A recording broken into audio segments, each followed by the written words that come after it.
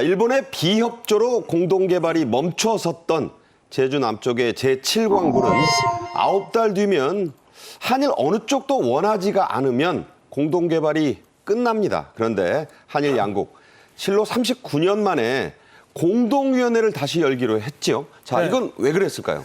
이 문제를 제가 좀 설명을 드리려면 이 대륙붕이 뭔지를 좀 먼저 짧게 설명을 그렇죠. 드려야 대륙붕 되겠습니다. 중요하죠. 이게 대륙붕이 뭐냐면요. 쉽게 말씀드리면 이게 육지가 있잖아요. 육지가 있고 바다가 있는데 바다가 똑같지가 않고 육지의 연장선까지 이렇게 천천히 이제 깊어지는 수심이 있잖아요. 네네. 그게 수심 200m에서 250m 정도 그렇죠. 되는 네. 여기는 육지의 연장선이라고 봅니다. 여기가 대륙붕이에요. 그다음에 이게 어느 시점에선가 끝나잖아요. 그때부터는 갑자기 푹 깊어지거나 심해져, 그게. 뭐 마리아나 해구처럼 10,000m 이상 되거나 또는 큰 산맥이 바닷속에 있거나 그래서 뭔가 이 해저라고는 하지만은 우리가 접근하기가 거의 불가능한 현재 우리 기술로는 그렇습니다. 그러니까요 대륙붕 구간이 원래 육지였는데 이제 바다 밑에 땅이 된 거 아닙니까?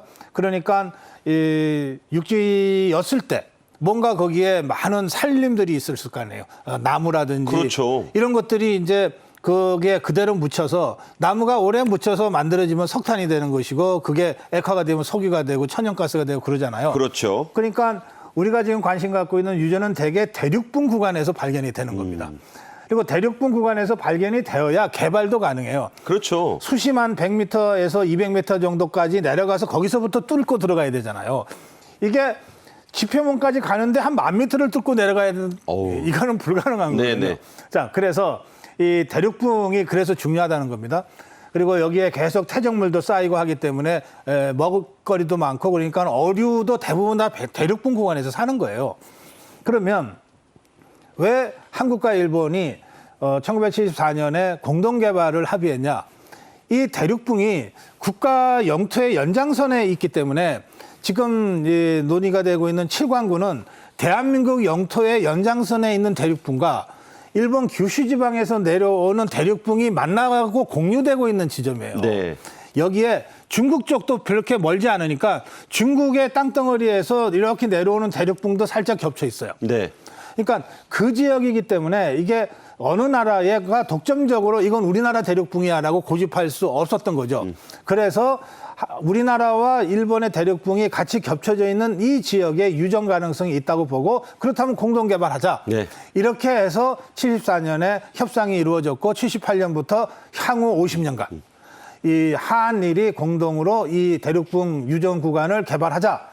그러면서 붙인 이름이 7광구라고 하는 이름이었습니다. 네. 자, 그러다가 이제 이게 중단이 일본 측에 석연치 않은 이유로 중단이 됐었어요. 7광구가 처음 개발될 때 온 나라는 산유국의 꿈에 부풀었죠. 당시의 모습 돌아보겠습니다. 우리나라 해저 광물 자원을 탐사하는 조사 비행 계획이 드디어 착수되었습니다. 지난날 연구 결과에 의하면 우리나라 서해와 제주도 남방 해역의 대륙붕 밑에는 석유와 천연가스가 있을 가능성이 짙다고 알려져 왔는데 그 실제 상황을 밝히려는 것이 이번 탐사의 목적입니다. 탐사용 비행기에는 자동 마그네틱 테이프 기록 장치와 다목적 분광 사진기, 적외 방사선 온도계, 자동 비행기 위치계 등이 설치되어 있습니다. 네, 저렇게 떠들썩하다가 1985년에 갑자기 중단이 됐어요. 일본 측에서 갑자기 중단시킨 겁니다.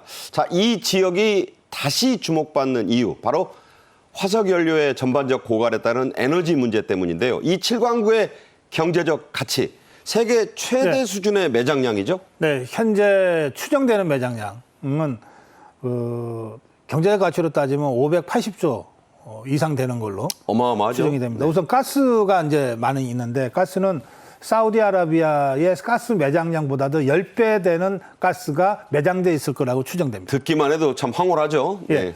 이게 이제 돈으로 따지면 현재 우리 시가로 200조 넘는 그런 네. 가스고요. 그다음에 이제 그 밑에 이제 원유가 있지 않겠습니까? 원유가 1,000억 배럴 정도로 추정이 됩니다. 미국의 한 5배 가까이 된대요. 예, 그렇습니다.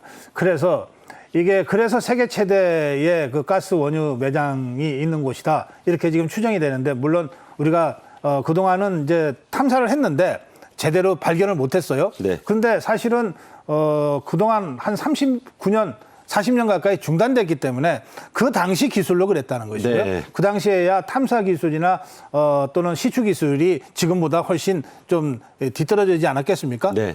지금 다시 이걸 한번 해보자. 이제 그런데 왜 이게 이 시점에 갑자기 불거졌냐? 면전이 있으면 이제 공동 개발이 끝나거든요. 그렇죠. 당장 9달 뒤입니다. 네, 이 계약한 그 50년이 곧 다가오기 때문에 이거 이렇게 해서 그냥 흐지부지 될 일이 아니지 않냐? 해서 우리 정부가 적극적으로 관심을 표명해서 마침내 일본과 다시 만나게 된 겁니다.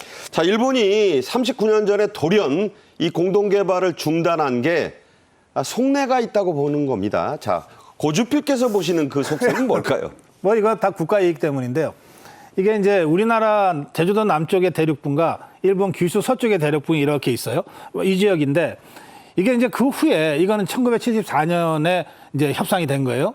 그런데 그 바다의 영토를 정하는 이의지선이라고 하는 거 있잖아요. 그래 있죠. 배타적 경제수요. 배타적 경제수요. 이게 그 후에 선이 그어졌어요. 이게 이제 200해리로 2년에 200해리로 선을 그어 보니까 이렇게 겹쳐져 있는 곳 중에 상당히 많은 부분, 90% 정도가 일본 이의제수로 된 거예요. 그러니까 일본이 뭉개면 우리 거네 이런 생각한 거예요. 그렇죠. 네. 우리나라 쪽은 한 10% 정도.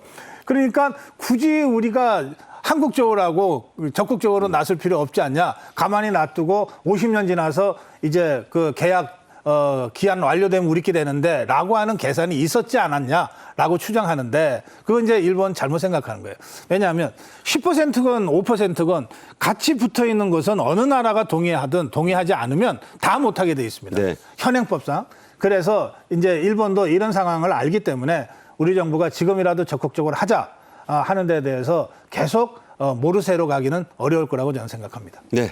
자, 중국에서 가까운 곳이 한 1km 근접 지점이 있답니다. 중국도 좀 호시탐탐하고 있습니다. 자, 이 7광구의 운명 앞으로 어떻게 될지 좀 고주필께서 전망해 주시죠. 그러니까 이제 중국은 뭐 자기 게 아니더라도 우리 거라고 이걸 분쟁하지 시키는데 아주 이 노하우가 많잖아요. 많죠. 그래서 이렇게 한일 공동 개발이 이런 식으로 성과 없이 끝나버리고 나면 중국이 이거 우리 거다라고 또 뛰어들 수가 있거든요. 그래서 저는 너무 늦지 않은 시점에 우리가 이 문제를 제기 잘했고 그래서 일본도 사태의 심각성을 알고 지금 일단 논의를 시작한 거 아닙니까? 네네. 저는 그래서 이게 중국이 개입하지 못하도록 그동안 50년으로 돼 있던 거 연장하는 거가 그렇게 어려운 건 아니거든요. 한일 양국의 다 이익이에요. 그렇습니다. 그래서 저는 양국에 다 이익이 되는 방향으로 이 문제가 해결될 거다. 기한 연장을 통해서. 그리고 마침 아까 제가 쭉 분석해 드렸습니다만 일본의 새 총리 이시와 총리도 이런 문제에 관해서는 상당히 합리적인 사람이니까 네. 좋은 어떤 그 타협점을 찾아낼 수 있을 거다. 그렇게 기대합니다. 네. 이 문제를 비롯한 한일 양국의 어떤 새로운 관계가 이시바 시게루 새 총리의 당선과 더불어 잘 되나갈 것이라는 고성국 주필의 분석이었습니다.